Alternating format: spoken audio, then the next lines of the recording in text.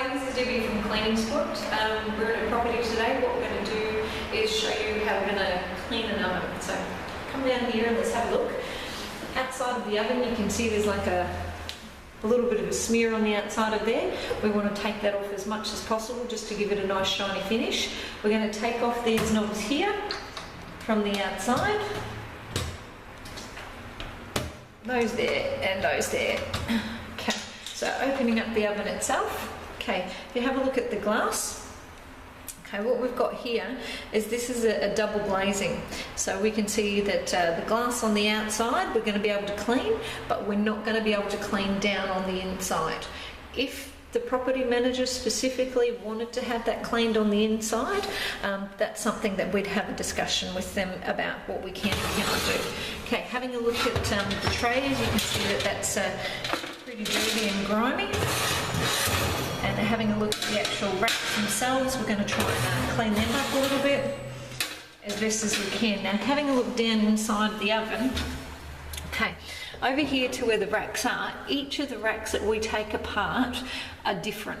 So as a standard rule of thumb, what I do is I take something apart, I put it back in there together, reconnect it, and that way I've known how I've taken that particular item.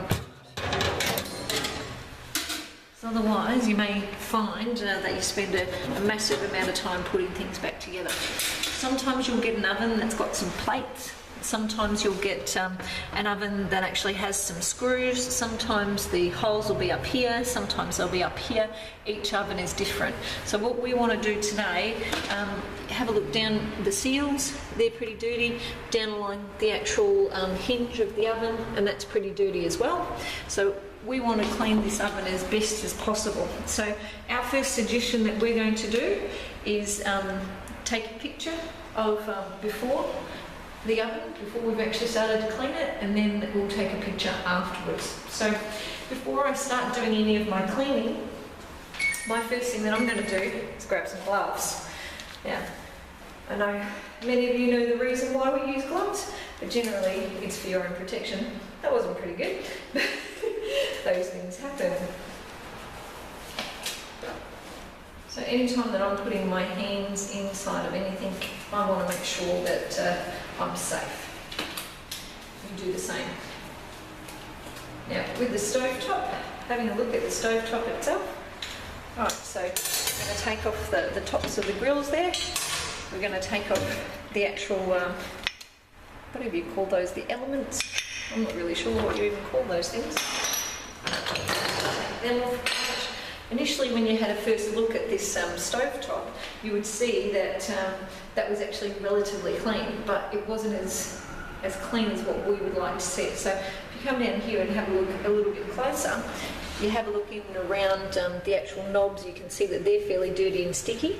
In and around the back of those, you can see that they're fairly dirty and sticky, and you've got these like swirl marks, etc. happening on there, and we want to be able to take them off. So we're going to take off these as well. Now these are made of plastic. So what we've got today, we've got a product here called Filter Clean. Okay. So what the filter cleaner is going to do, it's going to be able to clean the oven racks for us. It can also clean the dirt off the top of these plates. And we've got a range hood. So having a look up in and underneath the range hood, I'm just going to open that up so we can see. This range hood comes apart like that there, and generally we can take it off and take it down. Now, this particular filter, it's like a paper filter, that needs replacing and changing. You won't be able to degrease that. If you've got one that's a wire mesh, you'll be able to degrease that. So what we'll do today is we will take this apart. Now, we want our client to know that they need to replace that. Okay, it's an absorbent type of cloth material. You're not going to be able to clean that effectively for what they need to do. So look, for today's exercise, we're going to pop this in the filter clean and see if there's any bit of a difference, but I really don't think so, because it's like a little bit of a paper. So getting back here through to the actual range hood cover, you can see there's a couple of dead bugs, and on this side here you can see all that grease, etc. So what we want to do today is to be able to get all of that grease off. Okay. So having a look up in and underneath the range hood filter, you can see there's an exhaust fan here that's fairly greasy. All the side of the tracks here are greasy, all up and under here is greasy, etc. So the filter clean that we've got, it is a grease stripper effectively. So what we're going to do is, when we've got a really, really greasy situation, we want to use hot water. So what we've got is, we bring our own kettles, our jug. So just have a look over here. You can grab one of those from any shop, Coles, Safeway, whatever works for you. So pretty much, they cost about $20, $25 maximum. So what we're going to do is boil some water. Our exercise today, we're going to boil some water, chuck it into the actual sink itself.